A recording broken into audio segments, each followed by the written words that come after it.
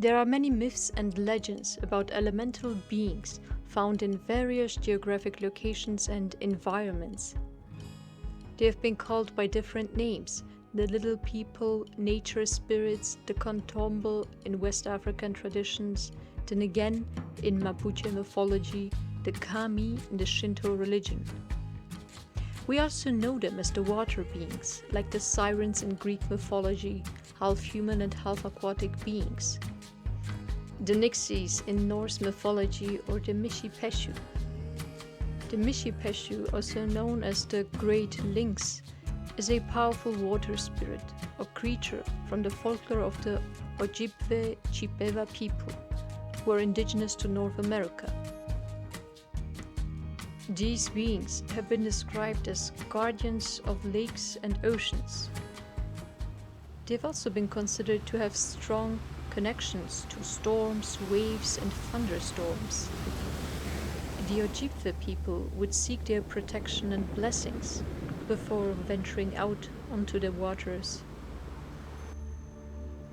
The Haudenosaunee Iroquois people also have many legends about nature spirits, which they call the Hanua. In one of the legends, they tell the following story. When Sky Woman fell to earth, there was no land.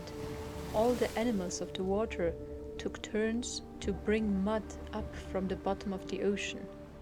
When Muskrat dived, he reached the bottom, but drowned. Using the mud in his paws, the other animals placed it on the turtle's back, creating land for Sky Woman to rest on.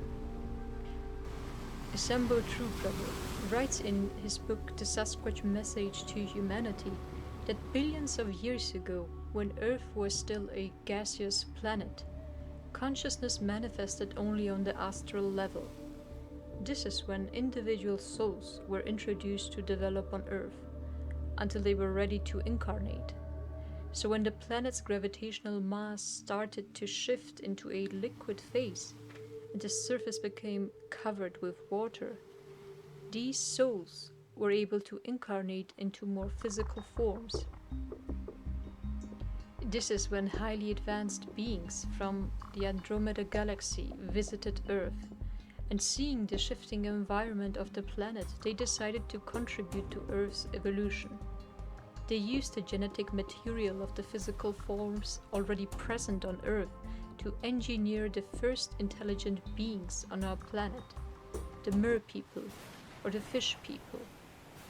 These young beings lived mainly on the astral 4D level, and they were able to materialize at times, which allowed them to have different physical shapes and forms. The aquatic beings were the very first hybrids that were created on Earth. After many years, when the liquid phase ended on our planet, some of these beings became entrapped in physical forms. They became amphibian and fish beings with intelligence. Some were later used by regressive civilizations in their experiments. Different hybrids were introduced over the years, so not all of them are on the same level of soul evolution. The fish people, who were never trapped in physical bodies, became the guardians of Earth. They still continue their mission. They are working in support of Earth. They have been supporting Earth's evolution and diversifying life on our planet.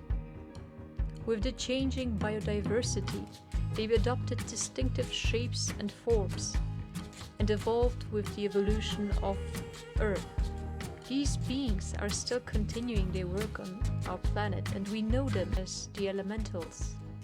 They are the guardians of nature, and those who are ready can communicate with them through telepathy.